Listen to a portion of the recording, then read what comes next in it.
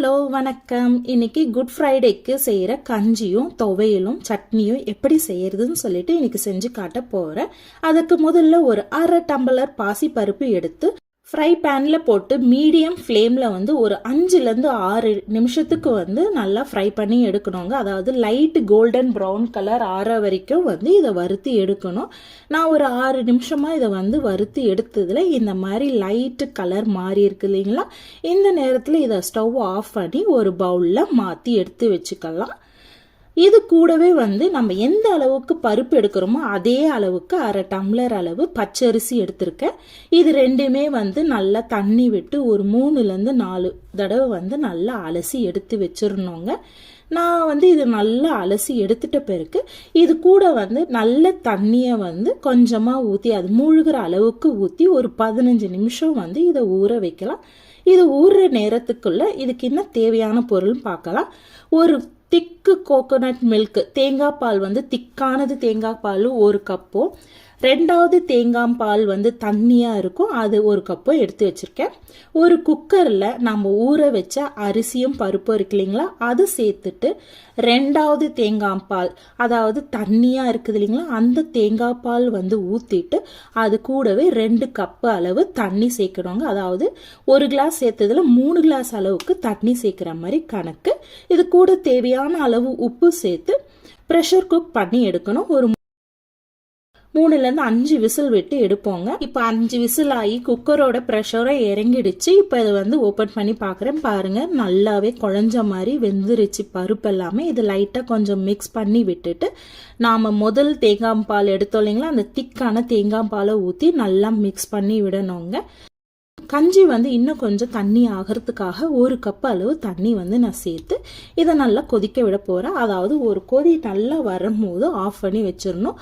ரொம்ப கொதிக்க விட்டோம்னா தேங்காய் பால் திரிய ஆரம்பிச்சிடும். இந்த கஞ்சிக்கு தாராளமாகவே தண்ணி சேர்க்கலாங்க. ஏன்னா இது ஆற ஆற இறுக ஆரம்பிச்சிடும். பாருங்க இப்போ நல்லா மிக்ஸ் பண்ணி விட்டுட்டேன். இது லைட்டாக கொதிக்க ஆரம்பிக்க போகுது பாருங்க.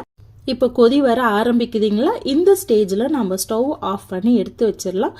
அவ்வளோதாங்க, இந்த குட் ஃப்ரைடே அன்னைக்கு இந்த செய்கிற கஞ்சி ரெடி ஆயிடுச்சு. அடுத்து துவையல் எப்படி செய்யறதுன்னு பார்க்கலாம். பாசிப்பருப்பு 3 டேபிள் ஸ்பூன் அளவு எடுத்திருக்கேன். அதையும் ட்ரை ரோஸ்ட் பண்ணி எடுத்துக்கணும். இது கொஞ்சம் நல்ல டார்க் கலர் வர மாதிரி ட்ரை ரோஸ்ட் பண்ணோங்க. அது கூடவே 3 காஞ்ச மிளகா, 3 பூண்டு, கொஞ்சமாக கருவேப்பிலை எல்லாம் சேர்த்து நல்லா வறுத்து எடுக்கணுங்க. பூண்டோடைய அந்த லைட்டாக அந்த கலர் மாறுற அளவுக்கு வறுத்து எடுத்துடணும். இது ஒரு பிளேட்டுக்கு மாற்றி வச்சிடலாம். இது நல்லா ஆறட்டோங்க.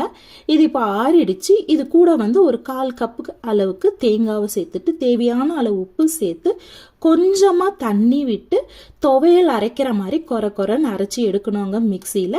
இது ரொம்ப ரொம்ப டேஸ்டாக இருக்குங்க. இந்த கஞ்சியோட இந்த துவையல் சேர்த்து சாப்பிடும் போது அதோட டேஸ்டே வேற லெவலில் இருக்கும். பாருங்க இந்த அளவுக்கு கொஞ்சமாக தண்ணி விட்டு திக்காக அரைச்சி எடுத்து வச்சிருக்கேன். பருப்பு துவையல் ரெடி ஆயிடுச்சு. இது இந்த கஞ்சிக்கு மட்டும்தான் இல்லைங்க, நம்ம வேற ஏதாவது ரைஸுக்கு சாப்பிடும் போது கூட துவையல் வேணும்னும் போது இந்த மாதிரி செஞ்சு பாருங்க, ரொம்ப ரொம்ப டேஸ்டாக இருக்கும். அடுத்து சட்னி செய்யலாம்.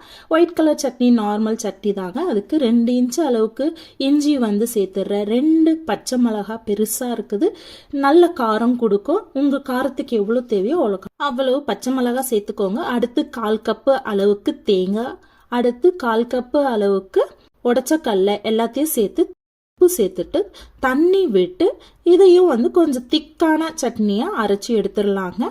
பாருங்க கொஞ்சம் கொஞ்சமாக தண்ணி விட்டு இதையும் நான் திக்காக அரைச்சி எடுத்து வச்சிட்டேன். இந்த சட்னியை தாளிக்கலாம் வேண்டாம், நம்ம அப்படியே அந்த கஞ்சியோட சேர்த்து வச்சு சாப்பிட போகிறோம்.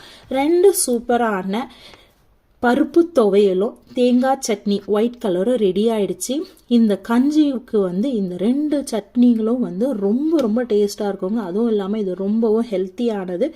அதாவது குட் ஃப்ரைடே அன்னைக்கு மார்னிங் ஃபாஸ்டிங் இருந்துட்டு மத்தியானமாக சாமியெல்லாம் கும்பிட்டுட்ட பிறகு இந்த கஞ்சியை தான் நம்ம வீட்டில் எப்பவுமே செய்வாங்க.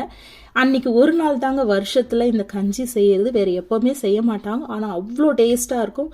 நீங்களும் இந்த கஞ்சி, இந்த துவையல், இந்த சட்னி செஞ்சு சாப்பிட்டு பாருங்கள். ரொம்ப ரொம்ப டேஸ்ட்டாக இருக்கும். எங்கள் பாட்டி செஞ்சாலும் எங்கள் அம்மா செஞ்சாலும் அந்த கஞ்சி அந்த பாத்திரத்தில் மிச்சமே இருக்காது, எல்லாமே காலியாகிடும். ஹெல்த்தியான குட் ஃப்ரைடே கஞ்சி ரெசிபி உங்களுக்கு பிடிச்சிருந்துச்சுன்னா லைக் பண்ணுங்கள், ஷேர் பண்ணுங்கள், முக்கியமாக சப்ஸ்கிரைப் பண்ணுங்கள். தேங்க்யூ.